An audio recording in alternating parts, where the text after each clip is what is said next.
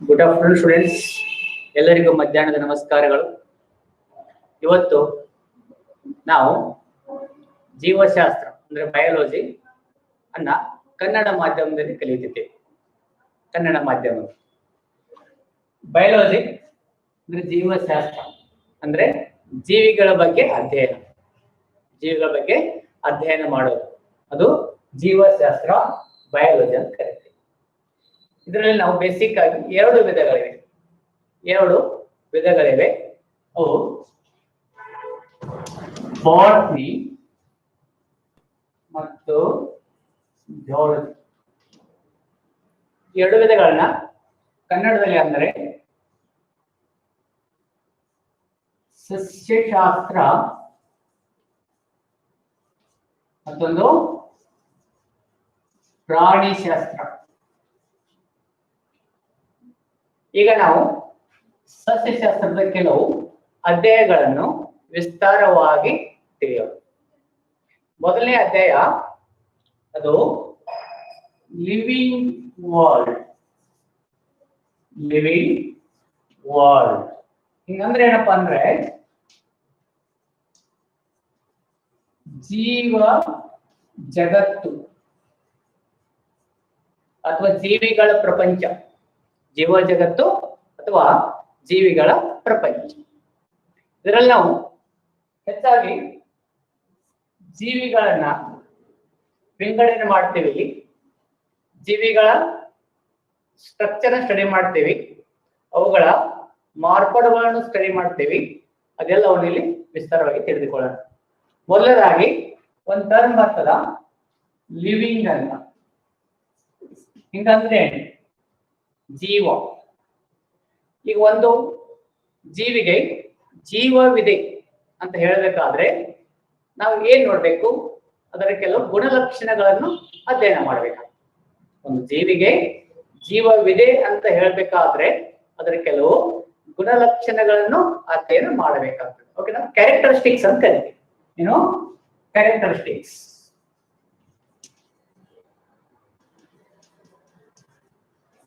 Characteristics ಅಂದ್ರೆ ಗುಣಲಕ್ಷಣಗಳು. ಈ ಗುಣಲಕ್ಷಣಗಳನ್ನು ತಿಳ್ಕೊಂಡ್ಮೇಲೆ ನಾವು ಅವುಗಳಿಗೆ ಜೀವವಿದೆ ಅಂತ ನಾವು ವ್ಯಾಖ್ಯಾನಿಸಬಹುದು. ಈಗ ಯಾವ ಕ್ಯಾರೆಕ್ಟರ್ಸ್ ಇವೆ ನಮ್ಮಲ್ಲಿ? ಒಂದು ಗ್ರೋತ್ ಅಂತ ಇದೆ, ಮತ್ತೊಂದು ರೀಪ್ರೊಡಕ್ಷನ್, ಮತ್ತೊಂದು ಮೆಟಾಬಾಲಿಸಮ್, ಮತ್ತೊಂದು response to stimuli.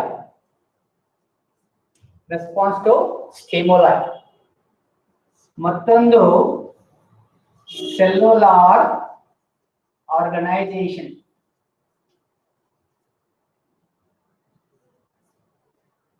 Interaction,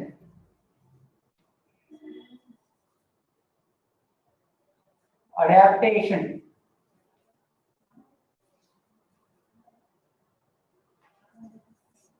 life span, death. ಹೀಗೆ ಹಲವಾರು ಗುಣಲಕ್ಷಣಗಳಿವೆ. ಈ ಗುಣಲಕ್ಷಣ ಅಧ್ಯಯನ ಮಾಡಿದ ನಂತರ ನಾವು ಜೀವವಿದೆ ಅಂತ ವ್ಯಾಖ್ಯಾನಿಸಬಹುದು. ಈಗ ಮೊದಲನೇದಾಗಿ ಗ್ರೋತ್ ಅಂದ್ರೆ ಬೆಳವಣಿಗೆ.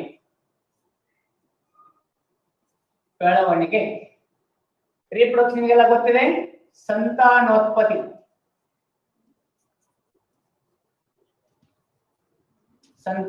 ಅಂದ್ರೆ ರೀಪ್ರೊಡಕ್ಷನ್. ಮೆಟಾಬಾಲಿಸಮ್ ಗೊತ್ತಿದೆ ನಿಮಗೆ, ಚಯಾಪಚಯ ಕ್ರಿಯೆಗಳು ಅಂದ್ರೆ ಮೆಟಾಬಾಲಿಸಮ್. ರೆಸ್ಪಾನ್ಸ್ ಸ್ಟಿಮುಲಾ ನೀವು ಕಲ್ತಿದ್ದೀರಾ ಈಗಾಗಲೇ. ಪ್ರಚೋದನೆಗೆ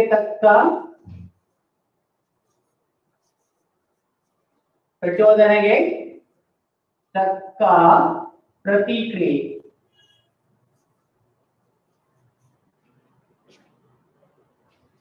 ಸೆಲ್ಯುಲಾರ್ ಆರ್ಗನೈಸೇಷನ್ ಅಂದ್ರೆ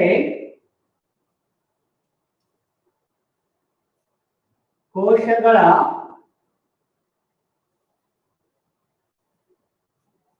ಹೊಂದಾಣಿಕೆ, interaction.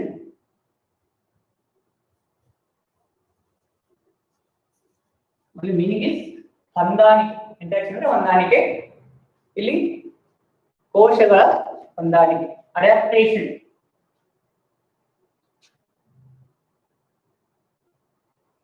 Life span, death. Adaptation ಅಂದ್ರೆ ಬೇರೆ ಬೇರೆ ಪ್ರದೇಶಗಳಲ್ಲಿ ವಾಸಿಸೋದು.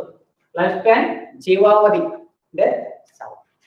ಸೊ ಎಲ್ಲದರಲ್ಲಿ ಈ ಮೊದಲಿನ 4 ಬಹು ಮುಖ್ಯವಾಗಿವೆ: growth, reproduction, metabolism, response to stimuli. Okay, ಈಗ ಗ್ರೋತ್ ಅನ್ನ ತಿಳಿದುಕೊಳ್ಳೋಣ.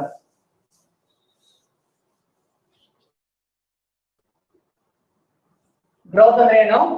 ಬೆಳವಣಿಗೆ. ಗ್ರೋತ್ ಹೆಂಗಾಗ್ತದ? ಒಂದು ಜೀವಿಯಲ್ಲಿ ಗ್ರೋತ್ ಅಥವಾ ಬೆಳವಣಿಗೆ ಆಗುತ್ತಿದೆ ಅಂತ ನಾವು ಹೇಗೆ ಡಿಫೈನ್ ಮಾಡಬಹುದು? ಅದು ಕೆಲವು ಗುಣಲಕ್ಷಣಗಳನ್ನು ನೋಡ್ಬೇಕಾಗ್ತದೆ. ಇಲ್ಲಿ increase in mass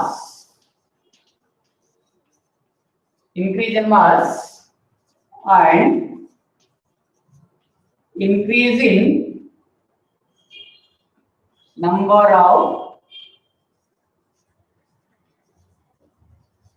individuals is nothing but characters of the growth. ಅಂದ್ರೆ ಇವೆರಡು ಏನಂದ್ರೆ ಟ್ವಿನ್ ಕ್ಯಾರೆಕ್ಟರ್ಸ್ ಅಂತ ಹೇಳ್ತೀವಿ. ಟ್ವಿನ್ ಕ್ಯಾರೆಕ್ಟರ್ಸ್, ಎರಡು ವಿಭಾಜಕ ಗುಣಲಕ್ಷಣಗಳು. ಒಂದು ಇನ್ಕ್ರೀಸ್ ಇನ್ ಮಾಸ್ ಆಗ್ತದೆ. ಮಾಸ್ ನ ದ್ರವ್ಯರಾಶಿ, ಬೆಳವಣಿಗೆ.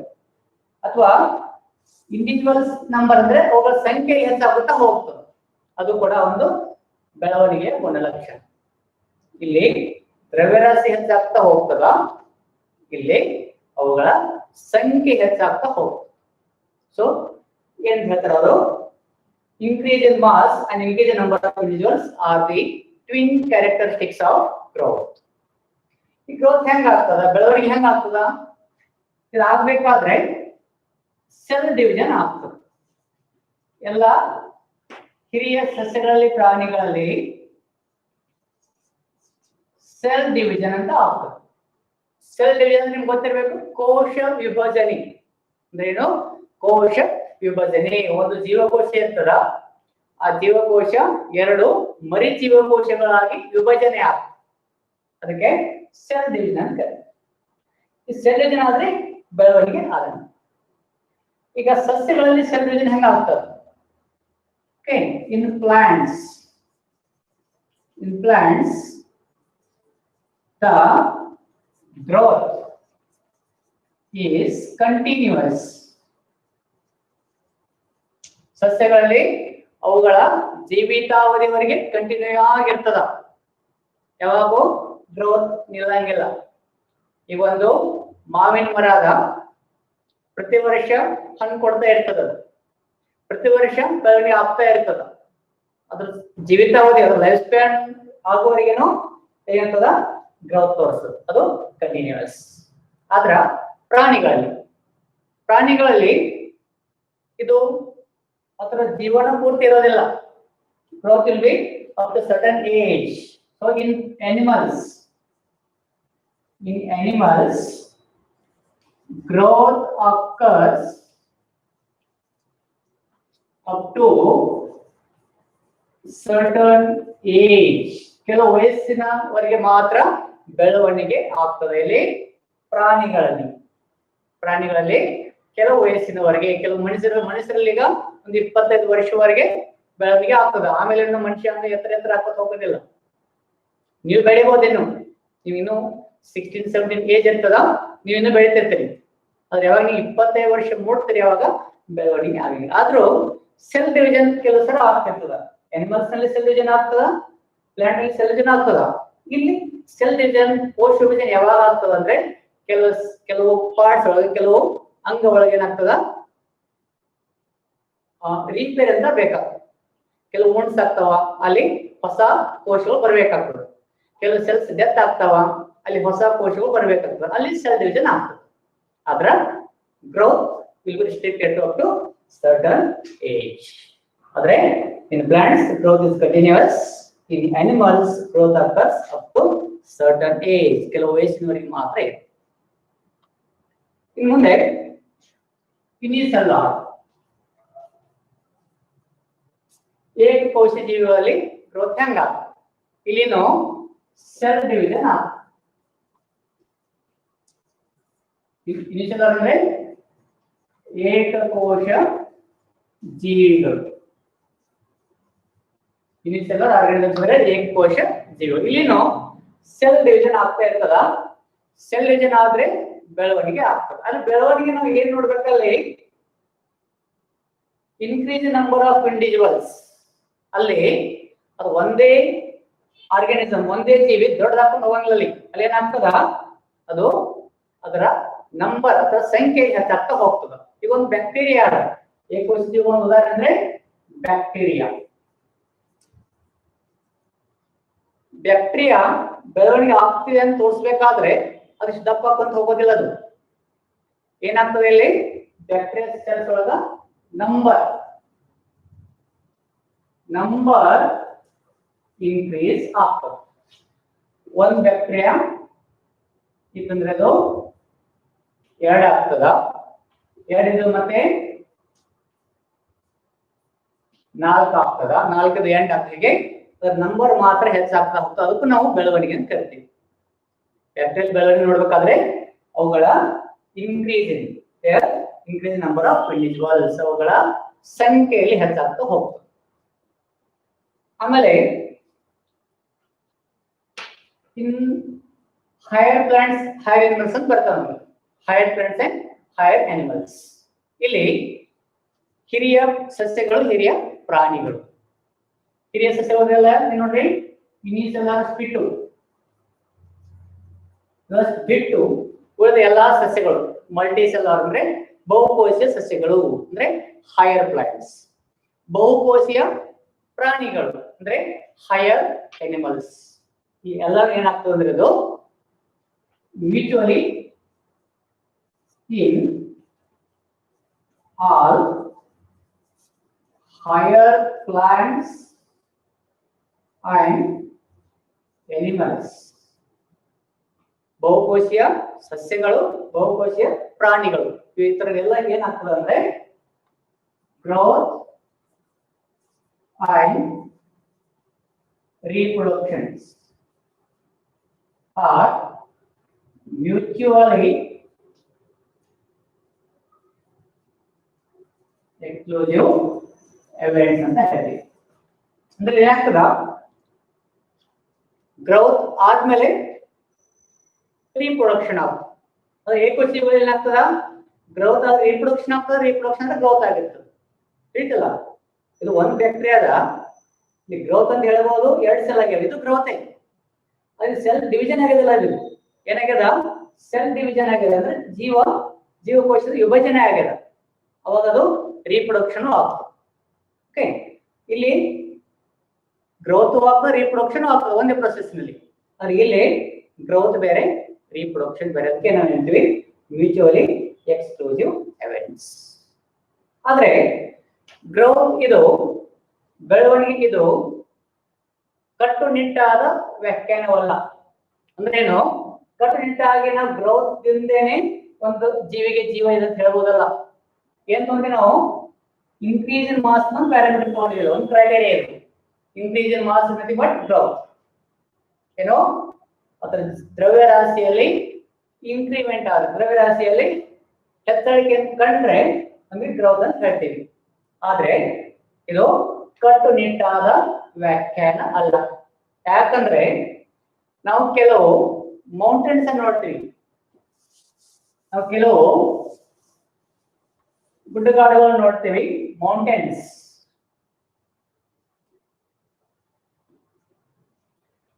ಬೋಲ್ಡರ್ಸ್ ಅನ್ನು ನೋಡ್ತೀವಿ, ಅಂದ್ರೆ ಕಲ್ಲು ಬಂಡೆಗಳು. ಸ್ಯಾಂಡ್ ಮೌಂಡ್ ನೋಡ್ತೀವಿ,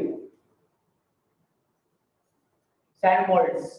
ಇವೆಲ್ಲ ನೋಡಿದಾಗ ಇದರಲ್ಲಿ ಏನಾಗ್ತದ, ಇನ್ಕ್ರೀಸ್ ಇನ್ ಮಾಸ್,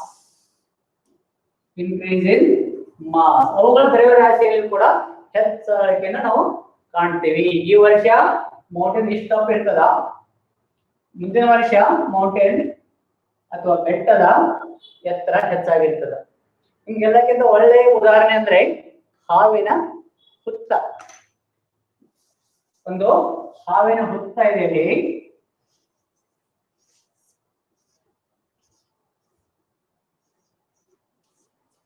ಇದು ಹಾವಿನ ಹುತ್ತ ಅಲ್ಲ. ಇದೇ ಹುತ್ತ ನೀವು ಮುಂದಿನ ವರ್ಷ ನೋಡಬೇಕು. ಮುಂದಿನ ವರ್ಷ ನೋಡಿದ್ರೆ ಇದರ ಸೈಜ್, ಇದರ ಗಾತ್ರ ಹೆಚ್ಚಾಗಿರ್ತದ. ಇದರ ಗಾತ್ರ ಹೆಚ್ಚಾಗಿರ್ತದೆ. ಸಣ್ಣದಿತ್ತು ಈ ವರ್ಷ, ಮುಂದಿನ ವರ್ಷ ನೋಡಿದ್ರೆ ಇದರ ಗಾತ್ರ ಹೆಚ್ಚಾಗಿರ್ತದೆ. ಯಾಕೆ ಹೆಚ್ಚಾಗಿರ್ತದೆ ಹೇಳ್ರಿ? ಅದು ಹೊರಗಿನಿಂದ ಮಣ್ಣು ಡಿಪಾಸಿಟ್ ಆಗ್ತದೆ. ಟರ್ಮೈಟ್ಗಳು ಕೆಲವು ಸಲ ಮಣ್ಣನ್ನ ಮೇಲಿಂದ ಡಿಪಾಸಿಟ್ ಮಾಡಿ ಏನಾಗ್ತದೋ ಸೈಜ್ ಹೆಚ್ಚಾಗ್ತದ. ಮೌಂಟೇನ್ ಸೈಜ್ ಹೆಚ್ಚಾಗ್ತದ. ಬೋಲ್ಡರ್ಸ್ ಕಲ್ಲು ಬಂಡೆಗಳು ಅದ್ರ ಸೈಜ್ ಹೆಚ್ಚಾಗ್ಕೊಂಡು ಹೋಗ್ತದೆ. ಯಾಕೆ ಹೆಚ್ಚಾಗ್ತದ? By deposition of external materials. ಅದಕ್ಕೆ ನಾವು ಎಕ್ರೀಷನ್ ವರ್ಡ್ ಯೂಸ್ ಮಾಡ್ತೀವಿ. ಏನದು? ಎಕ್ರೀಷನ್ ಅಂತ ವರ್ಡ್ ಅನ್ನ ಯೂಸ್ ಮಾಡ್ತೀವಿ. ಇದಕ್ಕೆ ನಂತರ external deposition leads to growth. So increase in mass ಅನ್ನ ಪ್ಯಾರಾಮೀಟರ್ ತಗೊಂಡ್ರೆ ನಾನ್ ಲಿವಿಂಗ್ ಆಬ್ಜೆಕ್ಟ್ಸ್ ಏನವು? ಜೀವವಿಲ್ಲದ ಕೆಲವು ವಸ್ತುಗಳು. ಮೌಂಟೇನ್ಸ್ ಜೀವ ಇಲ್ಲದು, ಕಲ್ಲು ಬಂಡೆಗಳು ಜೀವ ಇಲ್ಲ, ಓಕೆ. ಸ್ಯಾಂಡ್ ಮೋಲ್ಡ್ಸ್ ಮರಳು ದಿಬ್ಬಗಳು, ಹಾವಿನ ಮುಂದೆ ಕೆಲವು ಜೀವ ಇಲ್ಲ, ಆದ್ರೂ ಅದರ ಗಾತ್ರದಲ್ಲಿ ನಾವು ವ್ಯತ್ಯಾಸವನ್ನು ಕಾಣ್ತೀವಿ. ಸೊ ಇದೊಂದು ಡಿಮೆಟ್ ಅಂತ ಹೇಳ್ಬೋದು. ಅದನ್ನು ಬೆಳವಣಿಗೆ ಒಂದು ಡಿಮೆರಿಟ್. ಅದಕ್ಕೆ ಗ್ರೌತ್ ಇದು ಒಂದು ಕಟ್ಟುನಿಟ್ಟಾದ ವ್ಯಾಖ್ಯಾನವಲ್ಲ. ಗ್ರೌತ್ ಒಂದನ್ನೇ ನೋಡ್ಕೊಂಡು ನಾವು ಜೀವಿಗಳು ಜೀವ ಅಥವಾ ಲಿವಿಂಗ್ ಅಂತ ಹೇಳಕ್ ಆಗೋದಿಲ್ಲ. ಸೊ ಒಂದ್ ಟರ್ಮ್ ಏನ್ ಹೇಳ್ತೀವಿ, growth is not a defining property of living organisms. It is a property, ಅದು ಗುಣಲಕ್ಷಣ. ಆದ್ರೆ ಇದು ಕಟ್ಟುನಿಟ್ಟಾದ ಗುಣಲಕ್ಷಣ ಅಲ್ಲ. ಬೆಳವಣಿಗೆ ಇದು ಕಟ್ಟುನಿಟ್ಟಾದ ಡಿಫೈನಿಂಗ್ ಪ್ರಾಪರ್ಟಿ ಅಂದ್ರೆ ಗುಣಲಕ್ಷಣ ಅಲ್ಲ. ಓಕೆ, ಯಾಕಂದ್ರೆ ಮೌಂಟೇನ್ಸ್ ಬೆಳಿತಾವ, ಬೋಲ್ಡರ್ಸ್ ಬೆಳಿತಾವ, ಸ್ಯಾಂಡ್ ಮೋಲ್ಡ್ಸ್ ಬೆಳಿತಾವ. ನಿಮ್ ಕರೆಕ್ಟ್ ಎಕ್ಸಾಂಪಲ್ ನೀವು ನೋಡ್ಬೇಕಾದ ಎಕ್ಸಾಂಪಲ್ ಅಂದ್ರೆ ಹಾವಿನ ಇದು ಬೆಳಿತಾ ಇರ್ತದೆ. ಇದಕ್ಕೆ ಯಾವ ಜೀವ ಇಲ್ಲ ಆದ್ರೂ ಬೆಳಿತಾವ, ಆದ್ರೆ ಇದು ನಿಜವಾದ ಬೆಳವಣಿಗೆ ಅಲ್ಲ. ಸೊ ಬೆಳವಣಿಗೆ ಅಥವಾ ಗ್ರೌತ್ ಪ್ಯಾರಾಮೀಟರ್ ತಗೊಂಡ್ರೆ, ಕ್ಯಾರೆಕ್ಟರ್ಸ್ ತಗೊಂಡ್ರೆ ಇದು ಲಿವಿಂಗ್ ಆರ್ಗನಿಸಮ್ಸ್ಗೆ ಒಳ್ಳೆಯ ಕ್ಯಾರೆಕ್ಟರ್. ಎರಡನೇದಾಗಿ ರೀಪ್ರೊಡಕ್ಷನ್. ಎರಡನೇದು ರೀಪ್ರೊಡಕ್ಷನ್. ಎಂತ ನೀವು ಗ್ರೋತ್ ಅಂತ ಕಲ್ತೀರಿ.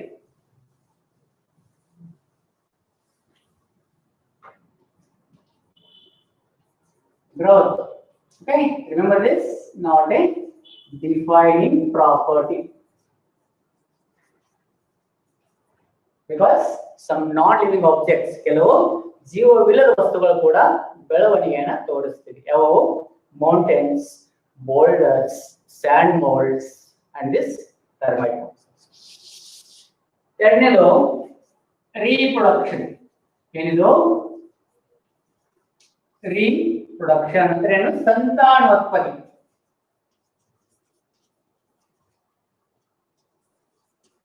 ಯಾವ ವಸ್ತುಗಳು ಸಂತಾನೋತ್ಪತ್ತಿ ಅಂತ ತೋರಿಸ್ತಾ ಇದ್ರೆ ಅವು ಕೂಡ ಜೀವಿಗಳು, ಜೀವವಿದೆ ಅಂತ ವ್ಯಾಖ್ಯಾನಿಸಬಹುದು.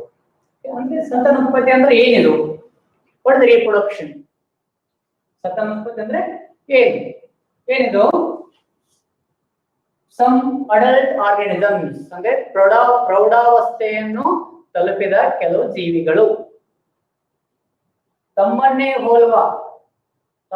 ಹೋಲುವ ಪೀಳಿಗೆಯನ್ನು ಉತ್ಪತ್ತಿ ಮಾಡೋದು. ಹೆಚ್ಚು ಕಡಿಮೆ ತಮ್ಮನ್ನೇ ಹೋಲುವ ಪೀಳಿಗೆಗಳನ್ನ ಉತ್ಪತ್ತಿ ಮಾಡುತ್ತವೆ. ಇದಕ್ಕೆ ಸಂತಾನೋತ್ಪತ್ತಿ ಅಂತ ಕರಿತೀವಿ. ಸಂತತಿಯನ್ನು ಉತ್ಪತ್ತಿ ಮಾಡೋದು. ಸಂತಾನೋತ್ಪತ್ತಿ ಸಂತತಿಯನ್ನು ಉತ್ಪತ್ತಿ ಮಾಡೋದು, ಪೀಳಿಗೆಯನ್ನ ಉತ್ಪತ್ತಿ ಮಾಡೋದು, ಇದು ಸಂತಾನೋತ್ಪತ್ತಿ. ಈ ರೀಪ್ರೊಡಕ್ಷನ್ ಅಲ್ಲಿ ಎರಡು ವಿಧಗಳು, two types are there. Two types. ಒಂದು ಅಸೆಕ್ಷುವಲ್, ಮತ್ತೊಂದು sexual. There are two types in reproduction. ಸಂತಾನೋತ್ಪತ್ತಿಯಲ್ಲಿ ಎರಡು ವಿಧಗಳಿವೆ. ಒಂದು ಅಸೆಕ್ಷುವಲ್, ಮತ್ತೊಂದು ಸೆಕ್ಷುವಲ್. ಅಸೆಕ್ಷುವಲ್ ಅಂದ್ರೆ ಅಲೈಂಗಿಕ ಸಂತಾನೋತ್ಪತ್ತಿ, ಅಲೈಂಗಿಕ. ಸೆಕ್ಷುವಲ್ ಅಂದ್ರೆ ಲೈಂಗಿಕ ಸಂತಾನೋತ್ಪತ್ತಿ.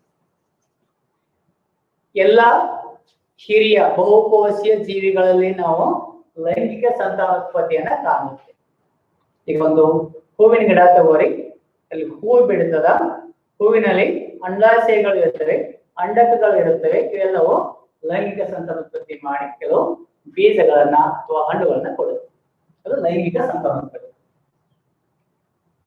ಸಾಕಷ್ಟು ಲೋವರ್ ಆಗಿ ಮೀನ್ಸ್ ಕಿರಿಯ ಸಸ್ಯಗಳು, ಕಿರಿಯ ಪ್ರಾಣಿಗಳು, ಇವು ಅಲೈಂಗಿಕ ಸಂತಾನೋತ್ಪತ್ತಿಯನ್ನ ತೋರಿಸ್ತವೆ.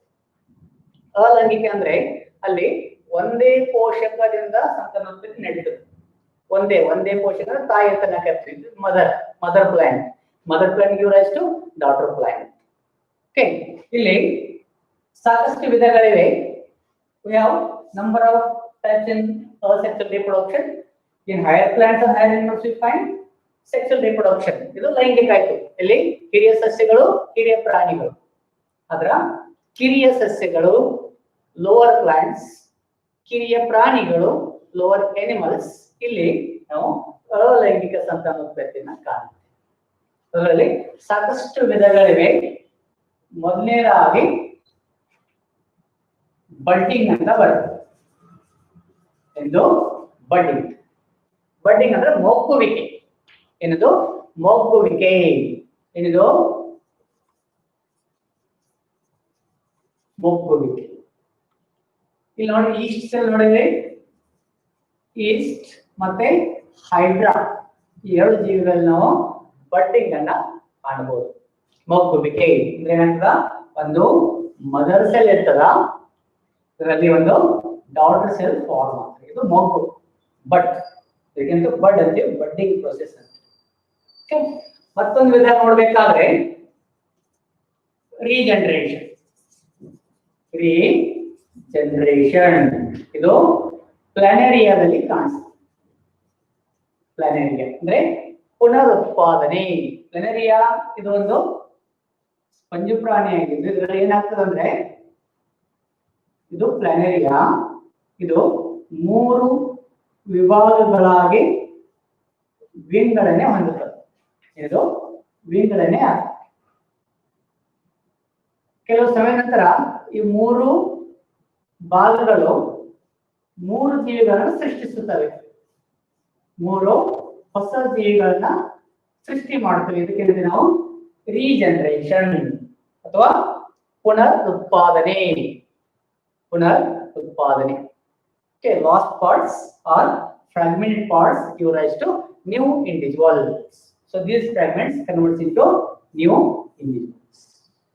So that is fragmentation, sorry, regeneration in case of planaria organisms. Binary fission and bರ್ತದೆ. Binary fission ಅಂತ ಬರ್ತದೆ. Binary fission ಎಲ್ಲಿ ನೋಡಬಹುದು? ನಾವು ಬ್ಯಾಕ್ಟೀರಿಯಾದಲ್ಲಿ ನೋಡಬಹುದು. ಇಲ್ಲಿ ಬ್ಯಾಕ್ಟೀರಿಯಾದಲ್ಲಿ ಬೈನರಿ ಫಿಷನ್ ಅಂದ್ರೆ ದ್ವಿವಿದಳನ. ಹಿಂಗಂದ್ರೆ ಏನಿದು? ದ್ವಿವಿದಳನ. ದ್ವಿ ಅಂದ್ರೆ 2, ವಿದಳ ಅಂದ್ರೆ ವಿಭಾಗ ಆಗೋದು. ಸೊ ಬ್ಯಾಕ್ಟೀರಿಯಾದಲ್ಲಿ ನಾವು ಒಂದು ಬ್ಯಾಕ್ಟೀರಿಯಾದ ಸೆಲ್, ಇದೊಂದು ಬ್ಯಾಕ್ಟೀರಿಯಾದ, ಇದು 2 ಡಾಟರ್ ಬ್ಯಾಕ್ಟೀರಿಯಾ ಆಗಿ ವಿಭಜನೆ ಆಗುತ್ತೆ. ಒಂದು ಇದಕ್ಕೆ ನಾವು ಮದರ್ ಸೆಲ್ ಅಂತ ಕರಿತೀವಿ, ಮದರ್ ಬ್ಯಾಕ್ಟೀರಿಯಾ ಅಂತ ಕರಿತೀವಿ, 2 ಡಾಟರ್ ಬ್ಯಾಕ್ಟೀರಿಯಾ.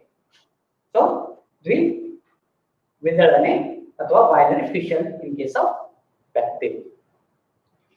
ಮತ್ತೊಂದು ಫ್ರಾಗ್ಮೆಂಟೇಶನ್ ಬರ್ತದೆ. ಏನಿದು? ಫ್ರಾಗ್ಮೆಂಟೇಶನ್ ಬರ್ತದೆ.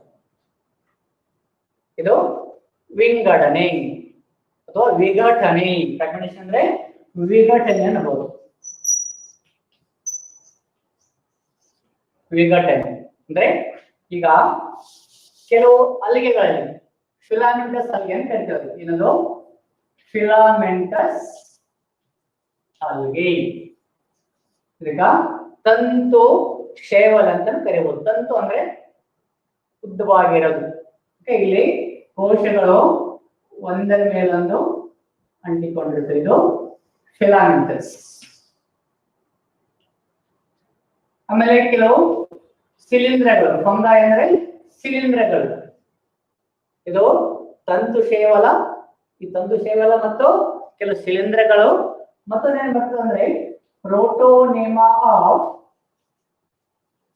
ಮಾಸಿಸ್, ಮಾಸ್ಗಳು, ಜರಿಸ್ಸಿಗಳು. ಇದರಲ್ಲಿ ಪ್ರೋಟೋನೇಮಾ ಅಂತ ಒಂದು ಸ್ಟ್ರಕ್ಚರ್ ಬರ್ತದ.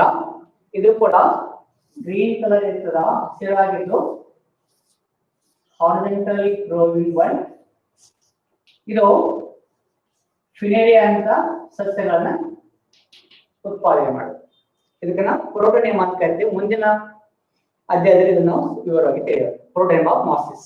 ಈ ಮೂರರಲ್ಲಿ ಏನ್ ಕಲಿಯೋದು ಅಂದ್ರೆ ಫ್ರಾಗ್ಮೆಂಟೇಶನ್ ಅಂತ ಕಲಿಯೋದು. ಏನಂತದ ಫ್ರಾಗ್ಮೆಂಟೇಶನ್ ಅಂದ್ರೆ ವಿಘಟನೆ ಆಗ್ತದ. ಇಲ್ಲಿ 3 ಸೆಲ್ಸ್ ಅವ, ಇಲ್ಲಿ 3 ಜೀವಕೋಶಗಳಿವೆ. ಈ 3 ಜೀವಕೋಶಗಳು ಬೇರೆ ಬೇರೆ ಆಗಿ ಬೇರೆ ಬೇರೆ ಜೀವಿಗಳನ್ನ ಉತ್ಪತ್ತಿ ಮಾಡುವುದು. ಇವು ಕೂಡ ತುಂಡು ತುಂಡಾಗಿ ಬೇರೆ ಬೇರೆ ಜೀವಿಗಳನ್ನ ಉತ್ಪತ್ತಿ ಮಾಡುವುದು. ಓಕೆ, ಫಂಗೈ ಅಂದ್ರೆ ಇವು ಶಿಲೀಂಧ್ರಗಳು. ಇಲ್ಲಿ ಕೂಡ ಇವೆಲ್ಲ ಜೀವಕೋಶಗಳು ಬೇರೆ ಬೇರೆ ಆಗಿ ಬೇರೆ ಬೇರೆ ಜೀವಿಗಳನ್ನ ಉತ್ಪತ್ತಿ ಮಾಡುವುದು. ಸೊ ಇದನ್ನ ನಾವು ಫ್ರಾಗ್ಮೆಂಟೇಶನ್ ಅಂತ ಕರಿತೀವಿ. ಈ 3 ಉದಾಹರಣೆಗಳನ್ನ ಪಡ್ಕೋಬೇಕು. Filamentous algae, fungi and protonema of mosses reproduce asexually by fragmentation. ಇಲ್ಲಿ ಫ್ರಾಗ್ಮೆಂಟೇಶನ್ ಪ್ರೋಸೆಸ್ ನಿಂದ ಈ 3 ಜೀವಿಗಳು ಸಂತಾನೋತ್ಪತ್ತಿಯನ್ನು ನಡೆಸುತ್ತವೆ. ಇನ್ನೊಂದು ಬರ್ತದ 4th, ಆಮೇಲೆ 5th ಒಂದು ಬರ್ತದೆ, ಇದು ಸ್ಪೋರ್ ಫಾರ್ಮೇಶನ್ ಬರ್ತದೆ. ಸ್ಪೋರ್ ಫಾರ್ಮೇಶನ್ ಅಂತ ಬರ್ತದೆ. ಏನಿದೆ ಸ್ಪೋರ್ ಫಾರ್ಮೇಶನ್? ಇದು ಕೆಲವು ಬೀಜಕಗಳ ಉತ್ಪಾದನೆ. ಬೀಜಕಗಳ ಉತ್ಪಾದನೆ, ಇದಕ್ಕೆ ನಾವು ಸ್ಪೋರ್ ಫಾರ್ಮ್. ಬೀಜಕ ಅಂದ್ರೆ ಸ್ಪೋರ್. ಕೆಲವು ಶಿಲೀಂಧ್ರಗಳು, ಫಂಗೈ ಅಂದ್ರೆ ಶಿಲೀಂಧ್ರಗಳು,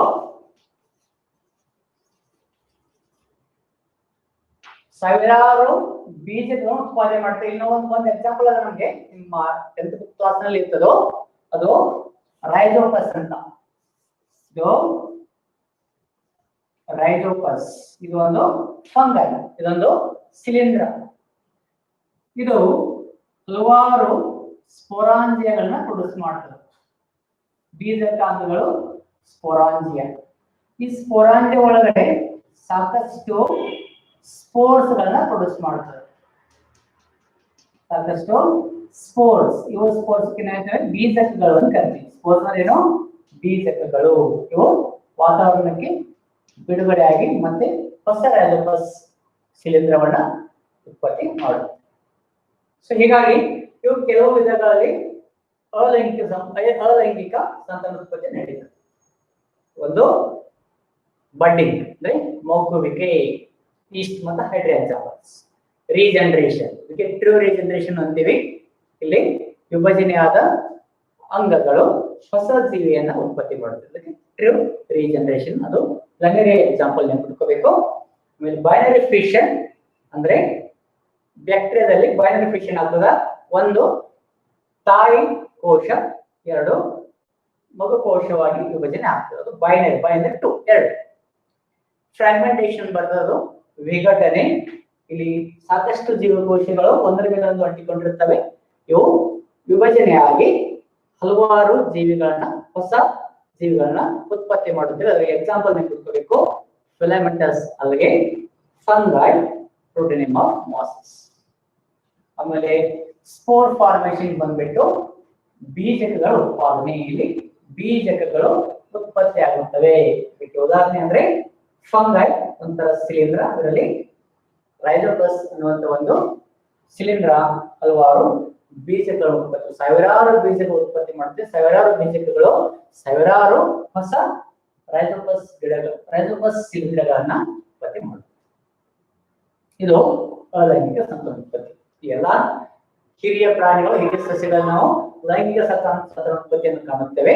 ಆದರೆ ಕಿರಿಯ ಪ್ರಾಣಿಗಳು, ಕಿರಿಯ ಸಸ್ಯಗಳಲ್ಲಿ ನಾವು ಅಲೈಂಗಿಕ ಅಂದ್ರೆ ಅಸೆಕ್ಸುವಲ್ ರೀಪ್ರೊಡಕ್ಷನ್. ಮತ್ತೊಂದೀಗ ಎಲ್ಲ ಏಕಕೋಶ ಜೀವಿಗಳನ್ನು ನೋಡಿದಾಗ ಏನ್ ನೋಡ್ಬೇಕಿದ್ರೆ ಏಕಕೋಶ ಜೀವಿಗಳು ರೀಪ್ರೊಡಕ್ಷನ್ ಹೆಂಗ ಆಗ್ತದ? ಏಕಕೋಶ ಜೀವಿಗಳು ಅದು ಉದಾಹರಣೆ ಕೊಡ್ತೀರಿ. ಏಕಕೋಶ ಜೀವಿಗಳಿಗೆ ಯುನಿಸೆಲ್ಯುಲಾರ್ ಆರ್ಗಾನಿಸಮ್ಸ್.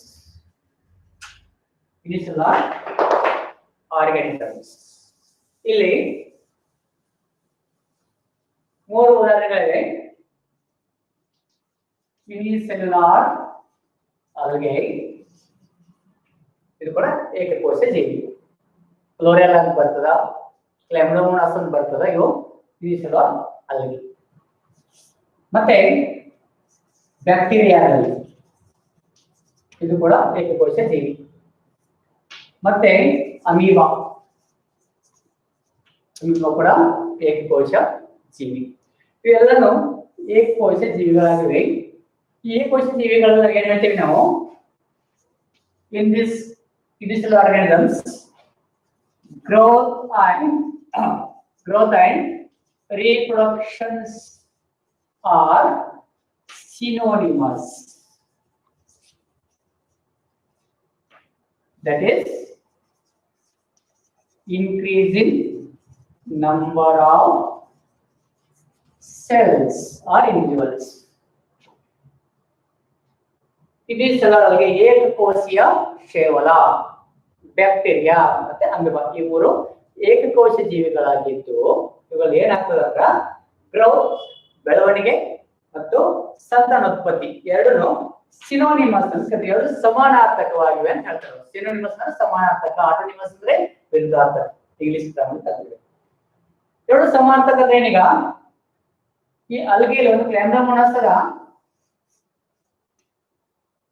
ಅಥವಾ ಒಂದು ಬ್ಯಾಕ್ಟೀರಿಯಾ ಎಕ್ಸಾಂಪಲ್ ತಗೊಂಡ್ರೆ ಬ್ಯಾಕ್ಟೀರಿಯಾ, ಈ ಬ್ಯಾಕ್ಟೀರಿಯಾದಲ್ಲಿ ಗ್ರೋತ್ ಆಗ್ಬೇಕಾಗಿದೆ. ಈಗ ಗ್ರೋತ್ ಅಂದ್ರೆ ಏನಿಲ್ಲಿ ಸೆಲ್ ಡಿವಿಷನ್ ಅಂದ್ರೆ 2 cells form, bacterial cells form ಆಗ್ತಾವ. ಇದು ಗ್ರೋತ್ ಆಯ್ತು.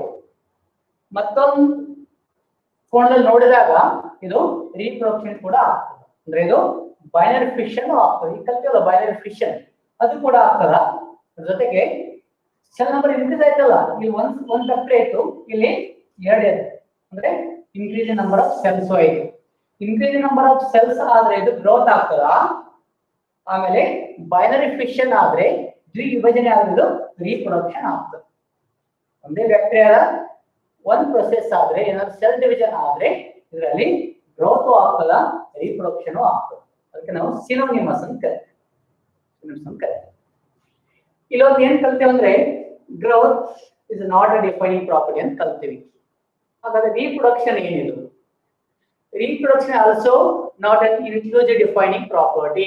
It is also not an inclusive defining property because not all organisms reproduce. Reproduction defining property ಅಲ್ಲ ಅಂತ ಹೇಳ್ತೀವಿ ನಾವು. ಗ್ರೋತ್ ಕಲ್ತೀವಿ, ರೀಪ್ರೊಡಕ್ಷನ್ ಕಲ್ತೀವಿ. ಗ್ರೋತ್ ಯಾಕೆ ಡಿಫೈನಿಂಗ್ ಪ್ರಾಪರ್ಟಿ ಅಲ್ಲಿ ಹೇಳ್ರಿ? ಅಲ್ಲಿ ಕೆಲವು ಅಜೈವಿಕ ವಸ್ತುಗಳು ಕೂಡ ಬೆಳೆಯುತ್ತಿರುತ್ತವೆ. ಗುಡ್ಡಗಾಡುಗಳು ಬೆಳೆಯುತ್ತಿರುತ್ತವೆ. ಬೋಲ್ಡರ್ಸ್ ಅಂದ್ರೆ ಕಲ್ಲು ಬಂಡೆಗಳು, ಮೌಂಟೇನ್ಸ್, ಬೋಲ್ಡರ್ಸ್ ಮತ್ತು ಸ್ಯಾಂಡ್ ಮೋಲ್ಡ್ಸ್ ಎಲ್ಲಾನು ತಮ್ಮ ಗಾತ್ರದಲ್ಲಿ ಹೆಚ್ಚಿನದನ್ನು ತೋರಿಸ್ತಾ ಇದೆ. ಆದ್ರೆ ನಮ್ಮ ಈ ರೀಪ್ರೊಡಕ್ಷನ್ ಇದರಲ್ಲಿ ಏನು ಫಾಲ್ಟ್ ಅದ? ಇದರಲ್ಲಿ ಏನಾದ್ರು ನಿಮಗೆ ತಪ್ಪು ಕಾಣಿಸ್ತದೆ ಹೇಳ್ರಿ? ಏನ್ ತಪ್ಪು ಕಾಣಿಸ್ತದೆ ಅಂದ್ರೆ ಎಲ್ಲಾ ಜೀವಿಗಳು ಸಂತಾನೋತ್ಪತ್ತಿಯನ್ನ ಮಾಡೋದಿಲ್ಲ. ಎಲ್ಲಾ ಜೀವಿಗಳು ತಮ್ಮ ಪೀಳಿಗೆಗಳನ್ನ ಉತ್ಪತ್ತಿ ಮಾಡೋದಿಲ್ಲ. ಯಾವುವು? ಕೆಲವು ಜೀವಿಗಳಿವೆ. ಕೆಲವು ಜೀವಿಗಳಂದ್ರೆ ಒಂದು ಮ್ಯೂಲ್ ಅಂತ ಕಲ್ತಿರ್ಬೇಕು ನೀವು. ಮ್ಯೂಲ್ ಒಂದು ಪ್ರಾಣಿ. ಅದು female horse cross with male donkey.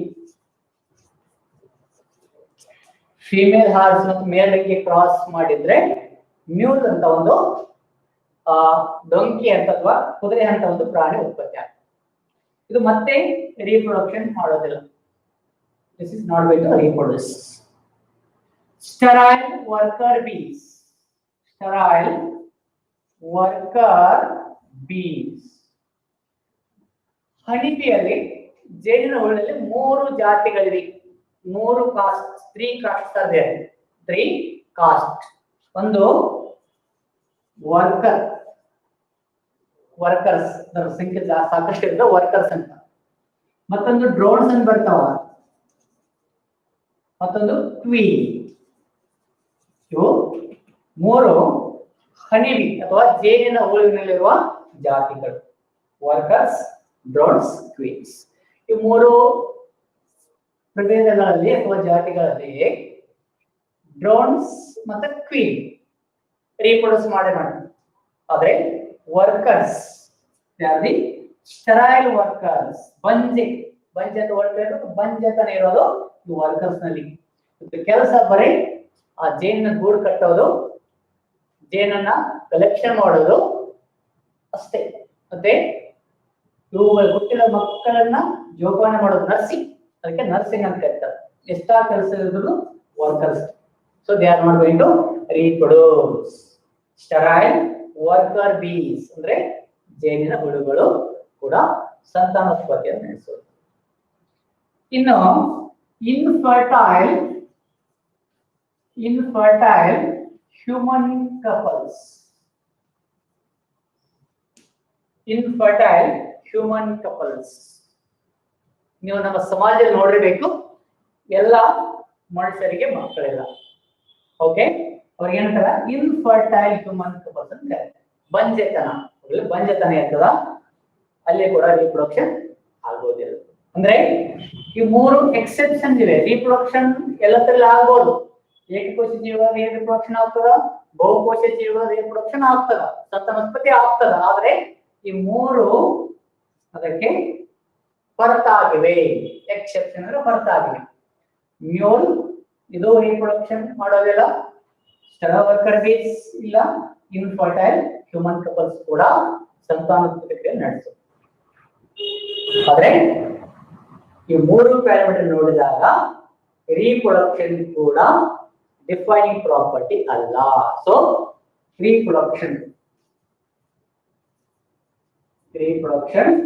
is also not an inclusive defining property.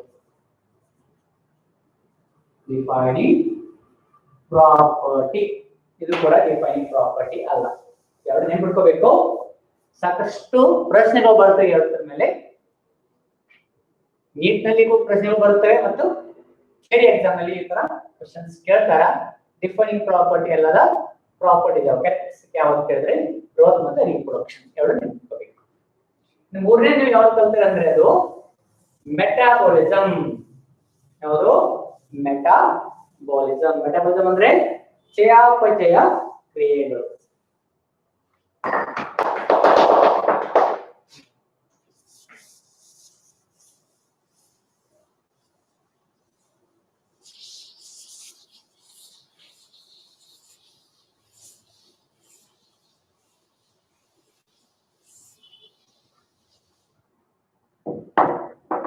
ಯಾವುದು?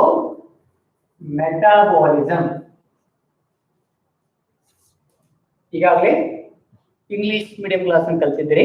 ಮೆಟಾಬೋಲಿಸಮ್ ಕನ್ನಡದಲ್ಲಿ ಏನಂತಾರೆ ನಮಗೆ? ಚಯಾಪಚಯ ಕ್ರಿಯೆ.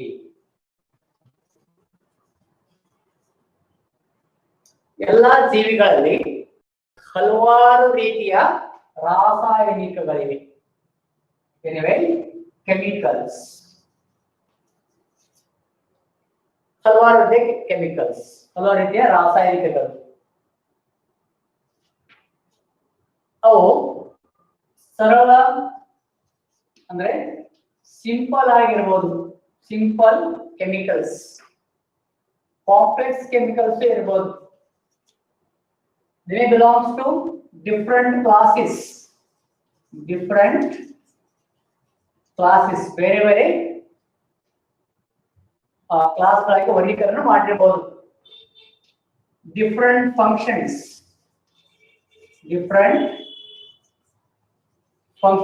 ಫಾರ್ ಡಿಫ್ರೆಂಟ್ ಫಂಕ್ಷನ್, ಬೇರೆ ಬೇರೆ ಉಪಯೋಗಗಳು ಕೂಡ ಈ ಕೆಮಿಕಲ್ಸ್ ಇಂದ ಆಗಬಹುದು. ಆದ್ರೆ ಎಲ್ಲ ಕೆಮಿಕಲ್ಸ್, ಎಲ್ಲ ರಾಸಾಯನಿಕ ವಸ್ತುಗಳು ನಮ್ಮ ಶರೀರದಲ್ಲಿ ಚಯಾಪಚಯ ಕ್ರಿಯೆಗಳನ್ನು ಮಾಡುತ್ತವೆ. ಅಂದ್ರೆ ಚಯಾಪಚಯ ರಿಯಾಕ್ಷನ್ಸ್, ಕೆಮಿಕಲ್ ರಿಯಾಕ್ಷನ್ಸ್ ಅಲ್ಲಿ ನಾವು ಬಯೋಕೆಮಿಕಲ್ ರಿಯಾಕ್ಷನ್ಸ್ ಅಂತ ಹೇಳ್ತೀವಿ. ಬಯೋಕೆಮಿಕಲ್ ರಿಯಾಕ್ಷನ್ ಅಂದ್ರೆ ಜೈವಿಕ ರಾಸಾಯನಿಕ ಕ್ರಿಯೆಗಳು. ಇಲ್ಲಿ ಈ ಕ್ರಿಯೆ ನಡೆಯಬೇಕಾದ್ರೆ ನಮ್ಮ ಶರೀರದಲ್ಲಿ ಅಥವಾ ಯಾವುದೇ ಜೀವ ಶರೀರದಲ್ಲಿ ಸಾಕಷ್ಟು ರಾಸಾಯನಿಕ ವಸ್ತುಗಳು ಒಂದಕ್ಕೊಂದು ವರ್ತಿಸುತ್ತವೆ. ಒಂದಕ್ಕೊಂದು ಏನ್ ಮಾಡ್ತಾವ? ವರ್ತನೆ ಮಾಡ್ತಾವ, ರಿಯಾಕ್ಷನ್ ಆಗ್ತವೆ. ಓಕೆ, ಈಗ ನೋಡಿ ಒಂದು ಸಿಂಪಲ್ ಎಕ್ಸಾಂಪಲ್, C+O2 ಅಂತ ತಗೊಂಡಿದ್ದು CO2, HCl ಹೋಗಿ H+Cl- ಇದು ಒಂಥರ ರಾಸಾಯನಿಕ ಕ್ರಿಯೆ. ಆದ್ರೆ ಜೀವಗಳಲ್ಲಿ ಯಾವ ರಾಸಾಯನಿಕ ಕ್ರಿಯೆಗೆ ನಾವು ಮೆಟಾಬಾಲಿಸಮ್ ಅಂತ ಕರಿತೀವಿ. ಇದು ಬ್ಯಾಕ್ಟೀರಿಯಾದಲ್ಲಿ ಏನೋ ಆಗ್ತಾರ ಅಥವಾ largest plants animals nalleno metabolism takes place in all organisms, including smallest initial organism called as bacteria to largest plants as well as largest animals. In all organisms there are billions of organisms present on our all organisms shows the metabolism. ಎಲ್ಲಾ ಜೀವಿಗಳಲ್ಲಿ ಬ್ಯಾಕ್ಟೀರಿಯಾದಿಂದ ಹಿಡಿದು ದೊಡ್ಡ ದೊಡ್ಡ ಸಸ್ಯಗಳಲ್ಲಿ, ದೊಡ್ಡ ದೊಡ್ಡ ಪ್ರಾಣಿಗಳಲ್ಲಿ ಕೂಡ ಈ ಚಯಾಪಚಯ ಕ್ರಿಯೆ ನಡೆಯುತ್ತೆ. ಓಕೆ, ಹಂಗಂದ್ರೆ ಯಾವ ತರ ಇದನ್ನ ವ್ಯಾಖ್ಯಾನಿಸಬಹುದು, ಡೆಫಿನಿಷನ್ ಹೆಂಗಿರ್ತದ? Metabolism is some total of all biochemical reactions. Some total of all biochemical reactions takes place in the body of organisms. ಎಲ್ಲ ಜೀವಿಗಳಲ್ಲಿ ನಡೆಯುವ ಒಟ್ಟು ರಾಸಾಯನಿಕ ಕ್ರಿಯೆಗಳಿಗೆ ಮೆಟಾಬಾಲಿಸಮ್, ಚಯಾಪಚಯ ಅಂತ ಕರೀತಾರೆ. ಯಾವುದೇ ಕೆಮಿಕಲ್ ರಿಯಾಕ್ಷನ್ ಆಗಲಿ ಇದರಲ್ಲಿ ಎರಡು ವಿಧಗಳಿವೆ. 2 types are there. ಎನಾಬೋಲಿಸಮ್ ಮತ್ತೊಂದು ಕೆಟಾಬೋಲಿಸಮ್. 2 types in the metabolism, anabolism, catabolism. ಏನಿದು ಎನಾಬೋಲಿಸಮ್ ಅಂದ್ರೆ ಇದು ಬಿಲ್ಡಿಂಗ್ ಅಪ್. ಇಲ್ಲಿ simple molecules, complex molecules Kannada ಆಗ್ತದೆ.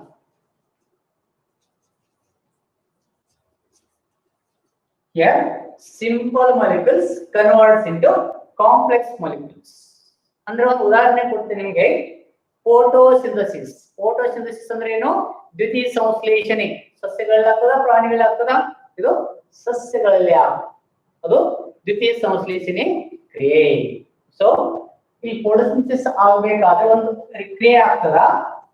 CO2 ರಾಸಾಯನಿಕ ಸಮೀಕರಣ ನೋಡಿದ್ರು, CO2 ಮತ್ತೆ H2O ಎರಡು ವರ್ತಿಸಿ ಒಂದು ಕಾಂಪ್ಲೆಕ್ಸ್ ಮಾಲಿಕ್ಯೂಲ್ ಗ್ಲೂಕೋಸ್ ಅನ್ನ ಪ್ರೊಡ್ಯೂಸ್ ಮಾಡ್ತದೆ. C6H12O6. H12O6 ಎರಡು ಸಿಂಪಲ್ ಇದ್ದು ಎರಡು ಸರಳ ರಾಸಾಯನಿಕಗಳು ಒಂದು ಸಂಕೀರ್ಣ ರಾಸಾಯನಿಕವನ್ನು ಪ್ರೊಡ್ಯೂಸ್ ಮಾಡ್ತದೆ. ಇದು ಎನಾಬೋಲಿಸಮ್ ಅಂತ ಕರಿತೀವಿ. Building simple molecules react each other to form a complex molecule. ಸರಳ ರಾಸಾಯನಿಕಗಳು ಒಂದಕ್ಕೊಂದು ವರ್ತಿಸಿ ಒಂದು ಸಂಕೀರ್ಣ ರಾಸಾಯನಿಕ ಪದಾರ್ಥವನ್ನು ಉತ್ಪತ್ತಿ ಮಾಡ್ತವೆ. ಅದಕ್ಕೆ ಹೇಳ್ತೀವಿ ಎನಾಬೋಲಿಸಮ್ ಅಂತ ಕರಿತೀವಿ. ಒಂದು ಒಳ್ಳೆಯ ಉದಾಹರಣೆ ಅಂದ್ರೆ ಅದು ಫೋಟೋಸಿಂಥಸಿಸ್. ಫೋಟೋಸಿಂಥಸಿಸ್ ಸಸ್ಯಗಳಿಗೆ ಒಂದು ಉತ್ತಮವಾದ ಒಳ್ಳೆಯ ಕ್ರಿಯೆ ಅಂದ್ರೆ ಅದು ಫೋಟೋಸಿಂಥಸಿಸ್. ದಟ್ ಈಸ್ ದ್ವಿತೀಯ ಸಂಶ್ಲೇಷಣೆ. ಜೊತೆಗೆ ಲಿಪಿಡ್ಗಳ synthesis of lipids, synthesis of proteins, ಇವೆಲ್ಲನೂ ಎನಾಬೋಲಿಸಮ್ ಅನ್ನೋ ಒಂದು ಮೆಟಾಬೋಲಿಸಮ್ ಉದಾಹರಣೆಗಳು. ಲಿಪಿಡ್ಸ್ ಎಲ್ಲ ಫ್ಯಾಟಿ ಆಸಿಡ್ಸ್ ಕೂಡಿ ಲಿಪಿಡ್ಸ್ ಆಗ್ತದೆ, ಎಲ್ಲ ಅಮೈನೋ ಆಸಿಡ್ಸ್ ಕೂಡಿ ಪ್ರೋಟೀನ್ಸ್ ಆಗ್ತದೆ. CO2 ಮತ್ತು H2O ಕೂಡಿ ಗ್ಲೂಕೋಸ್ ಆಗ್ತದೆ, ಫೋಟೋಸಿಂಥಸಿಸ್ ಪ್ರೊಸೆಸ್ ಆಗ್ತದೆ, ಎನಾಬೋಲಿಸಮ್. ಇನ್ನು ಕೆಟಾಬೋಲಿಸಮ್ ಬಂದ್ರೆ ಇದು reverse of building up. Okay, destruction reaction, destructing. Okay, it is destructing reaction. ಇಲ್ಲಿ ಏನಾಗ್ತದೆ, ಅಪೋಸಿಟ್ ಪ್ರೊಸೆಸ್ ಆಗ್ತದೆ. Complex molecules splits into simpler molecules, ಅಂದ್ರೆ ಸಂಕೀರ್ಣ ಮಾಲಿಕ್ಯೂಲ್, ಸಂಕೀರ್ಣ ರಾಸಾಯನಿಕ ಪದಾರ್ಥಗಳು ಸರಳ ರಾಸಾಯನಿಕ ಪದಾರ್ಥಗಳಾಗಿ ವಿಭಜನೆ ಆಗ್ತವ. ಸಂಕೀರ್ಣ ಇರುವುದು ಸರಳ ಆಗ್ತವೆ, ಅಂದ್ರೆ ರೆಸ್ಪಿರೇಷನ್ ಒಂದು ಎಕ್ಸಾಂಪಲ್ ಅದಕ್ಕೆ, ರೆಸ್ಪಿರೇಷನ್ ಪ್ರೋಸೆಸ್. ಓಕೆ, ಏನಾಗ್ತದ C6H12O6 ಇದೊಂದು ಗ್ಲೂಕೋಸ್ ಮಾಲಿಕ್ಯೂಲ್ ಅದ. ಈ ಗ್ಲೂಕೋಸ್ ಏನಾಗ್ತದ CO2 ಮತ್ತೆ H2O ಆಗಿ ಮಾರ್ಪಾಡಾಗ್ತದೆ, ಸ್ಪ್ಲಿಟ್ ಆಗ್ತದೆ. ಇದಕ್ಕೆ ನಾವು respiration. Respiration is example for this catabolism. Example for the catabolism. Anabolism, building up. Catabolism, destructing, means this will convert the simpler one into complex one, but this one convert complex to simple. ಸಂಕೀರ್ಣ chemicals ಅಥವಾ ಸಂಕೀರ್ಣ ರಾಸಾಯನಿಕಗಳು ಸರಳ ರಾಸಾಯನಿಕಗಳಾಗಿ ಮಾರ್ಪಾಡಾಗೋದನ್ನ ಹೇಳ್ತೀವಿ, ಕೆಟಾಬೋಲಿಸಮ್ ಅಂತ ಕರಿತೀವಿ. ಎನಾಬೋಲಿಸಮ್ ಅಲ್ಲಿ ಏನಾಗ್ತದೆ ಅಂದ್ರೆ ಸಿಂಪಲ್, ಅಂದ್ರೆ ಸರಳ ರಾಸಾಯನಿಕ ವಸ್ತುಗಳು ಸಂಕೀರ್ಣ ರಾಸಾಯನಿಕ ವಸ್ತುಗಳಾಗಿ ಮಾರ್ಪಾಡಾಗ್ತವೆ. ಎರಡು ಮೆಟಾಬೋಲಿಸಮ್ ಅಂತ ಪದ, ಎರಡು ವಿಧಗಳು, ಎನಾಬೋಲಿಸಮ್, ಕೆಟಾಬೋಲಿಸಮ್. ಇದು ಜೀವಿಗಳ ಲೈಫ್, ಜೀವಿಗಳ ಶರೀರದಲ್ಲಿ, body of the organism. Okay, ಈಗ ನಾವು ಒಂದು ಉದಾಹರಣೆ ತಗೋತೀವಿ, ಪ್ರನಾಳ ಶಿಶು, ಟೆಸ್ಟ್ ಬೇಬಿ. ಇಲ್ಲಿ ಇದು ಪ್ರನಾಳ ಶಿಶು. ಇನ್ನೊಂದು ಅಂಗಾಂಶ ಕೃಷಿ, ಅಂಗಾಂಶ ಕಸ ಅಂದ್ರೆ ಟಿಶ್ಯೂ ಕಲ್ಚರ್. ಇದೆಲ್ಲ ಏನ್ ಮಾಡ್ತೀವಿ ನಾವು, ಕೆಲವು ಕೋಶಗಳನ್ನ ಅವುಗಳ ಶರೀರದಿಂದ ಬೇರ್ಪಡಿಸಿ ಒಂದು ನಿರ್ಜೀವ ವಸ್ತುವಿನಲ್ಲಿ ಬೆಳೆಸ್ತೀವಿ. ಓಕೆ, ಏನಂದ್ರೆ growing the cells in a self system. It is one of the system called as in vitro condition. In vitro condition ಅಂದ್ರೆ ಶರೀರವನ್ನು ಬಿಟ್ಟು ಹೊರಗಡೆ, ಅಂದ್ರೆ ಪ್ರಯೋಗಾಲಯಗಳಲ್ಲಿ ಕೆಲವು ಸಸ್ಯಗಳನ್ನು ಬೆಳೆಸ್ತೀವಿ, ಕೆಲವು ಜೀವಿಗಳಂದ್ರೆ ಪ್ರಾಣ ಜೀವಿಗಳನ್ನು ಕೂಡ ಬೆಳೆಸ್ತೀವಿ. ಇದು ಮೆಟಾಬೋಲಿಸಮ್ ಅಥವಾ ಅಲ್ಲ. ಇಲ್ಲಿ ಇದು ಕೂಡ ಮೆಟಾಬೋಲಿಸಮ್. ಹೆಂಗೆ ಹೇಳ್ರಿ, ಇದು ಎಷ್ಟು ಬಲ, ಎಷ್ಟು ಮಾತ್ರ ನಿರ್ಜೀವಿ, ಎಷ್ಟು ಮಾತ್ರ ನಿರ್ಜೀವಿ, ಆದ್ರೆ ಎಷ್ಟು ನಲ್ಲಿ ಬೆಳೆಯುವಂತ ಇದು ಮಗು ಸಜೀವಿ. ಓಕೆ, ಅಂದ್ರೇನು, ಥಿಂಗ್ಸ್ ಆರ್ ನಾಟ್ ಲಿವಿಂಗ್, ಇದು ನಿರ್ಜೀವಿ ಅದ, ಆದ್ರೂ ಒಳಗಡೆ ಆಗುವ ರಿಯಾಕ್ಷನ್ಸ್, ಒಳಗಡೆ ಆಗುವ ರಾಸಾಯನಿಕ ಸಮೀಕರಣಗಳೆಲ್ಲ ಸಜೀವ ರಾಸಾಯನಿಕ ಸಮೀಕರಣಗಳು. ಓಕೆ, ರಿಯಾಕ್ಷನ್ಸ್ ಆಗೋದೆಲ್ಲ ಲಿವಿಂಗ್ ರಿಯಾಕ್ಷನ್ಸ್ ಅಂತ ಹೇಳ್ಬೋದು. ಆದ್ರೆ ಈ ಟೆಸ್ಟ್ ಟ್ಯೂಬ್ ಆಗಲಿ ಅಥವಾ ಕೊನಿಕಲ್ ಫ್ಲಾಸ್ಕ್ ಆಗಲಿ, ಯಾವುದೇ ವಸ್ತು ನಾವು ಪ್ರಯೋಗಗಳು ಯೂಸ್ ಮಾಡ್ತೀವಲ್ಲ, ಉಪಯೋಗಿಸ್ತೀವಲ್ಲ, ಎಲ್ಲ ವಸ್ತುಗಳಾಗಲಿ ನಿರ್ಜೀವಿಗಳಾಗಿವೆ, ಆದ್ರೂ ಅವುಗಳಲ್ಲಿ ನಡೆಯುವ ರಾಸಾಯನಿಕ ಸಮೀಕರಣಗಳು, ರಾಸಾಯನಿಕ ಕ್ರಿಯೆಗಳು ಮಾತ್ರ ಸಜೀವವಾಗಿವೆ. ಸೊ ಇದನ್ನೆಲ್ಲ ಗಮನದಲ್ಲಿಟ್ಟು ನಾವು ಮೆಟಾಬೋಲಿಸಮ್ ಏನಾದ್ರೂ ನೋಡಿದ್ರೆ, ಮೆಟಾಬೋಲಿಸಮ್ ಇದೊಂದು ಡಿಫೈನಿಂಗ್ ಪ್ರಾಪರ್ಟಿ. ಶರೀರದ ಒಳಗಡೆ ರಿಯಾಕ್ಷನ್ಗಳು ಆಗ್ಲಿ ಅಥವಾ ಶರೀರದ ಹೊರಗಡೆ ಅಂದ್ರೆ ರಿಯಾಕ್ಷನ್ ಆಗ್ಲಿ, ಎಲ್ಲಾನು ಜೈವಿಕ ರಿಯಾಕ್ಷನ್ಗಳು ಮಾತ್ರ, ಎಲ್ಲಾನು ಚಯಾಪಚಯ ಕ್ರಿಯೆಗಳು ಮಾತ್ರ. ಸೊ ಅದಕ್ಕಾಗಿ ಮೆಟಾಬೋಲಿಸಮ್ ನಾವು ಏನ್ ಬರ್ತೀವಿ ಅಂದ್ರೆ, ಏನ್ ಬರ್ತೀರಿ, defining property. ಮೆಟಾಬೋಲಿಸಮ್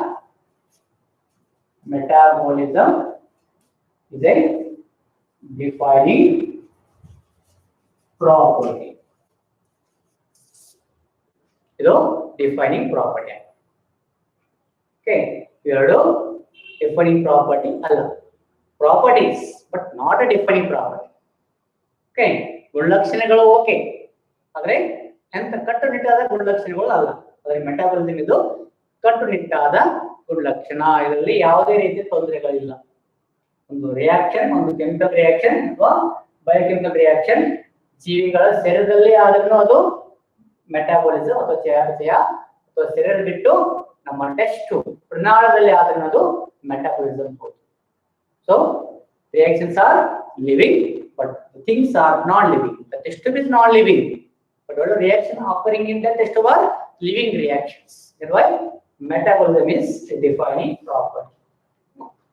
Defining property. Fourth one, we have response to stimuli. Response to stimuli. ಇದು response to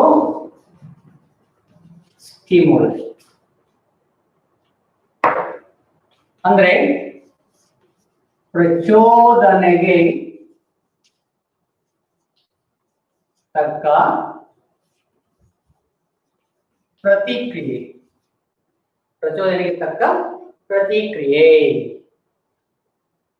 ಇದು ಒಂದು ಗುಣಲಕ್ಷಣ. ನಾಲ್ಕನೇ ಗುಣಲಕ್ಷಣ ರೆಸ್ಪಾನ್ಸ್ ಟು ಸ್ಟಿಮುಲೈ. ಇಲ್ಲಿ ಎಲ್ಲಾ ಜೀವಿಗಳ ಆಲ್ ಆರ್ಗಾನಿಸಮ್ಸ್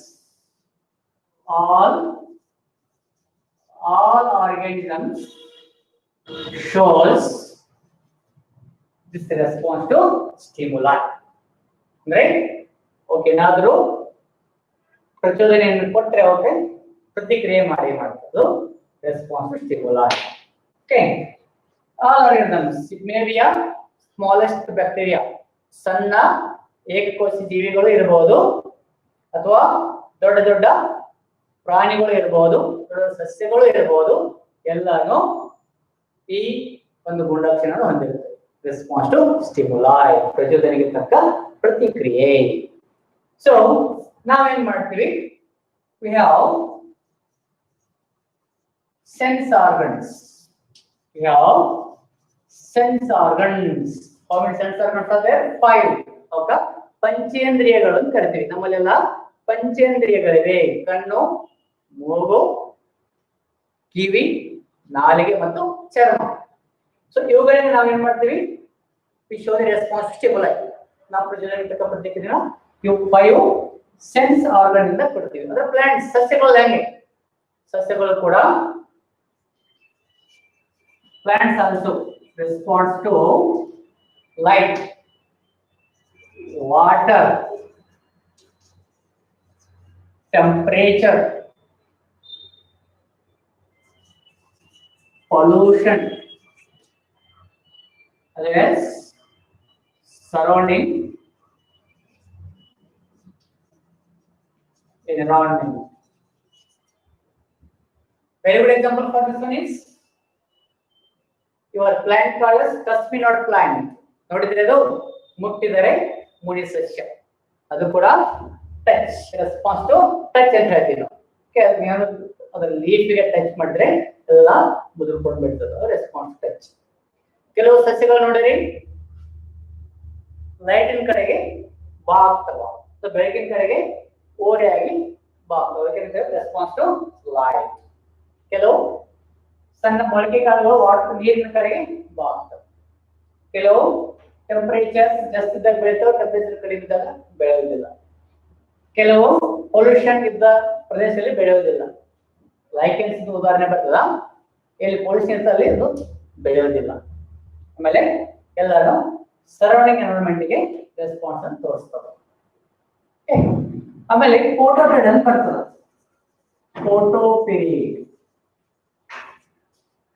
ಫೋಟೋಪೀರಿಯಡ್ ಅಂದ್ರೆ ಒಂದು ನಿರ್ದಿಷ್ಟವಾದ ಬೆಳಕಿನ ಅವಧಿಯಲ್ಲಿ ಮಾತ್ರ ಕೆಲವು ಸಸ್ಯಗಳು ಹೂ ಬಿಡುತ್ತವೆ. ಅದಕ್ಕೆ ಫೋಟೋಪೀರಿಯಡಿಸಮ್ ಅಂತ ಕರೀತಾರೆ. ನೆಕ್ಸ್ಟ್ ಬರ್ತದೆ ಫೋಟೋಪೀರಿಯಡ್ ಬರ್ತದೆ. ಓಕೆ, ಇದು this affect both plant and animals seasonally. ಎಲ್ಲಾ ಸಸ್ಯಗಳು ಎಲ್ಲಾ ಸೀಸನ್ ಅಲ್ಲಿ ಹೂ ಬಿಡೋದಿಲ್ಲ. ಎಲ್ಲಾ ಪ್ರಾಣಿಗಳು ಎಲ್ಲಾ ಸೀಸನ್ ಅಲ್ಲಿ ಅಥವಾ ಎಲ್ಲಾ ಋತುಮಾನಗಳಲ್ಲಿ ಏನ ಸಂತಾನೋತ್ಪತ್ತಿಯನ್ನ ಮಾಡೋದಿಲ್ಲ. ಸೊ ಯಾಕಂದ್ರೆ photo period duration of light, ಬೆಳಕಿನ ಅವಧಿ. ಬೆಳಕಿನ ಅವಧಿಗೆ ಏನಂತ ನಾವು ಫೋಟೋ ಪೀರಿಯಡ್ ಅಂತ ಕರಿತೀವಿ. It's also affect plants as well as animals regarding their reproduction. ಎಲ್ಲಾ ಸಸ್ಯಗಳಲ್ಲೂ ಎಲ್ಲಾ ಪ್ರಾಣಿಗಳಲ್ಲೂ ಈ ಒಂದು ಫೋಟೋ ಪೀರಿಯಡ್ ಅನ್ನುವಂತ ಒಂದು ಬೆಳಕಿನ ಅವಧಿ ಅಫೆಕ್ಟ್ ಮಾಡುತ್ತೆ. ಓಕೆ, ಇನ್ನು all plants and animals, so all organisms handle chemicals entering into their body ಅಂತ ಹೇಳ್ತಾರೆ. All organisms, it may be plant, it may be animal, they will recognize. Handle ಅಂದ್ರೆ ಏನು? ಅವ್ರಿಗೆ ತಿಳುವಳಿಕೆ ಬರುತ್ತೆ. Okay, they will recognize chemicals entering into their body. ಶರೀರದಲ್ಲಿ ಹೋಗುವಂತ ಎಲ್ಲಾ ಕೆಮಿಕಲ್ಸ್ ಅನ್ನು ನಾವು ಏನು ಕೆಮಿಕಲ್ಸ್ ಜೊತೆಗೆ ವರ್ತಿಸುತ್ತವೆ. ಇವಾಗ ಅಮೀಬಾ ಇದ್ರೇನು ಫುಡ್ ಮಾಲಿಕ್ಯೂಲ್ಸ್ ಒಳಗಡೆ ಹೋಗ್ಬೇಕಾದ್ರೆ ಅದು ಟೆಸ್ಟ್ ಮಾಡಿ. ಓಕೆ, ಒಂದು ಸಸ್ಯದನ್ನು ಕೆಲವು ಸತ್ವಗಳನ್ನ ಅಬ್ಸರ್ವ್ ಮಾಡ್ಕೊಂಡು ಅದಕ್ಕೆ they will handle all organisms handle chemicals entering into their body,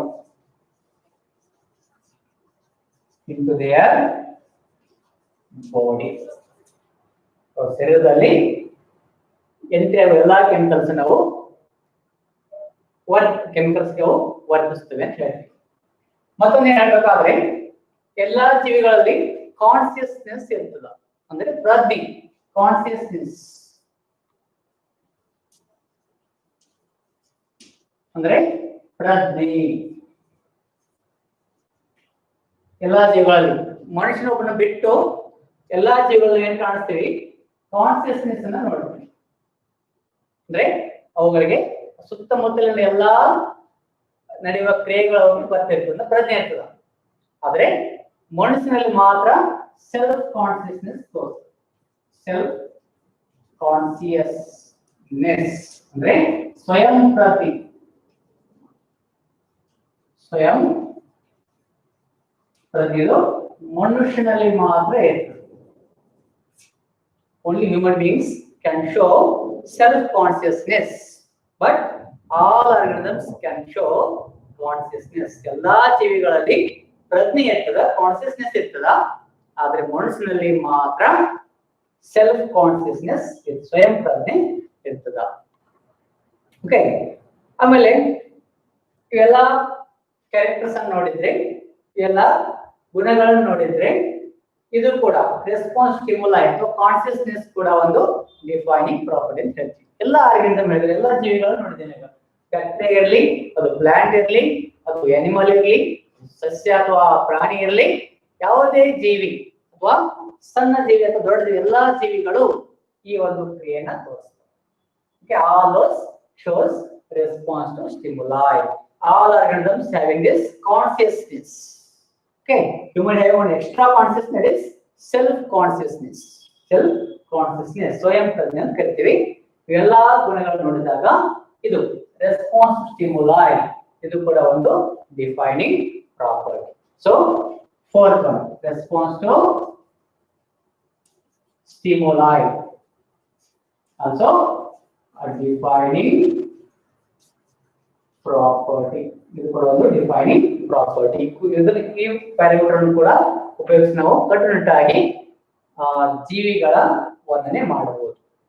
okay, ನಾವೇನ್ ಕಲ್ತೀವಿ? ಎರಡು ನಾನ್ ಡಿಫೈನಿಂಗ್ ಪ್ರಾಪರ್ಟಿ ಮತ್ತು ಎರಡು ಡಿಫೈನಿಂಗ್ ಪ್ರಾಪರ್ಟಿ ನೆನ್ಪಿಟ್ಕೋಬೇಕು.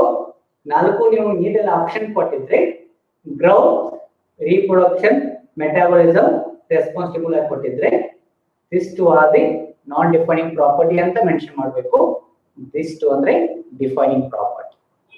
ಸೊ ಇವತ್ತು ಇಲ್ಲಿಗೆ ಮುಗಿಸೋಣ. ನಾಳೆ ಇನ್ನು ಉಳಿದ ಕೆಲವು ಗುಣಲಕ್ಷಣಗಳನ್ನು ಮತ್ತೆ ಅಧ್ಯಯನ ಮಾಡೋಣ. ಸೊ ಇವೆಲ್ಲನೂ ಎಲ್ಲಾ ಇಂಗ್ಲಿಷ್ ವರ್ಡ್ಸ್ ಅನ್ನ, ಎಲ್ಲಾ ಸೈಂಟಿಫಿಕ್ ಟರ್ಮ್ಸ್ ಅನ್ನ ಕನ್ನಡದಲ್ಲಿ ಅರ್ಥ ಮಾಡಿಕೊಂಡು ಇಂಗ್ಲಿಷ್ ನಲ್ಲೇ ಬರೀಬೇಕಾಗುತ್ತೆ.